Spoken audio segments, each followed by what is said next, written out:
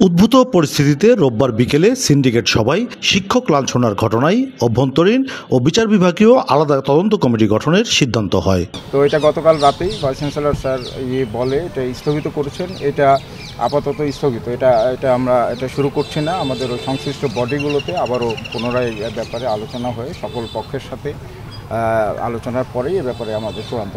ভর্তির ক্ষেত্রে পোষ্যকোটা স্থগিতের সিদ্ধান্ত হয় সিন্ডিকেট সভায়, তবে তাতে খুশি নন শিক্ষার্থীরা। সোমবার থেকে ক্যাম্পাসে কমপ্লিট শাটডাউন কর্মসূচির ঘোষণা দিয়েছেন শিক্ষক কর্মকর্তা কর্মচারীদের একাংশ।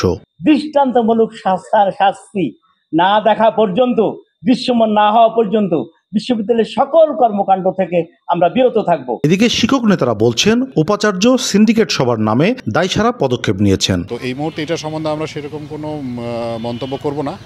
আমরা শিক্ষক আছেন, আমাদের কর্মকর্তা কর্মচারীরা আছেন, আমরা বসে তারপরে এটার ব্যাপারে সার্বিক আলোচনা হবে। আলোচনার পরে একটা সিদ্ধান্তে আমরা যাব, সেটাও আপনারা জানতে পারবেন। এদিকে নির্বাচন কমিশন বৈঠক করে নির্ধারিত তারিখ 25 সেপ্টেম্বরই রাকসুর ভোট করার সিদ্ধান্ত বহাল রেখেছে। সবকিছু পরিস্থিতি বিবেচনা করার জন্য আমরা পূর্ণাঙ্গ কমিশন আজকে বসেছিলাম এবং আমরা পরিস্থিতি পর্যবেক্ষণ করছি।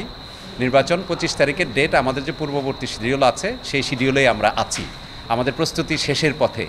আমরা আগামীকালকে জানাতে পারবো যে আমাদের এই নির্বাচনটি 25 তারিখে আমরা করতে পারবো কিনা। গত 2 জানুয়ারি শিক্ষার্থীদের টানা আন্দোলনে বাতিল হয় পোষ্যকোটা। এরপর শিক্ষক কর্মকর্তা কর্মচারীদের আন্দোলনে গেল বৃহস্পতিবার পোষ্যকোটা আবারও বহাল হয়। শনিবার শিক্ষার্থীদের আন্দোলনে গভীর রাতে পোষ্যকোটা স্থগিত করে কর্তৃপক্ষ। কাজী শাহেদ, দেশ টিভি, রাজশাহী।